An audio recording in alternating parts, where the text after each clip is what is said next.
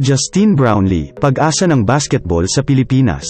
Sa basketball ay mahilig talaga ang mga Pinoy at hindi maitatanggi. Ito ang sikat na laro sa Pilipinas. Kaya nga ay mayroong liga ng basketball sa Pilipinas na tinatawag na PBA. Mayroong mga imports na kinukuha ang mga iba't ibang teams sa PBA upang magsilbing key players nila sa laro.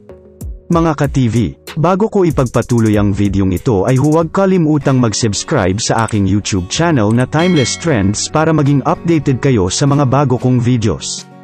This will serve as your help to make this channel strong and make more videos. Mga ka-TV, simulan na natin ang videong ito.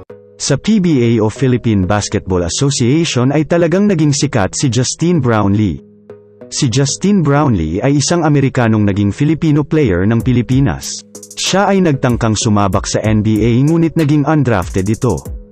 Ilang beses siyang pabalik-balik na nag-ensayo upang makuha sa NBA ngunit minalas siya sa ligang ito at hindi nakuha.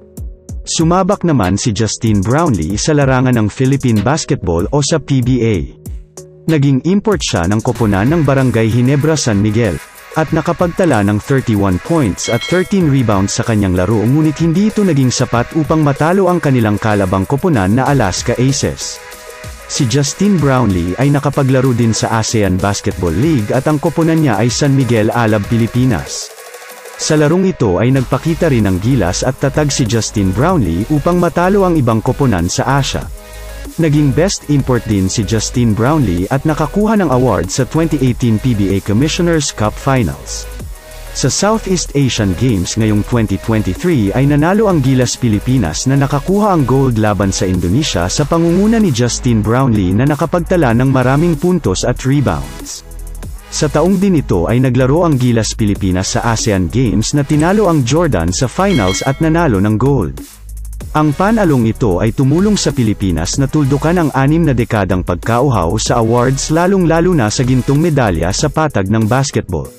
Si Justine Brownlee ay naging naturalized player nang pinirmahan ni President Bongbong Marcos ang bill upang maging batas ito noong January 12, 2023. Ngunit nang umuwi na sa Pilipinas ang Gilas Pilipinas ay mayroong kontrobersya na kinasasangkutan ang hero ng Gilas Pilipinas na si Justine Brownlee nang naglabas ang International Testing Agency ng resulta ng drug test. Na naging positibo si Justine Brownlee dito. Ang substance na ito ay ang tinatawag na 11 or 9-carboxy THC na makikita sa marijuana na ipinagbabawal ng World Anti-Doping Agency. Isinagawa ang test na ito noong October 7 nang talunin ng Pilipinas ang Jordan at nakuha ang gintong medalya. Sa October 19, 2023 ang deadline ng pagsumite ng apela o pagbigay ng explanation ni Philippine basketball superstar Justine Brownlee.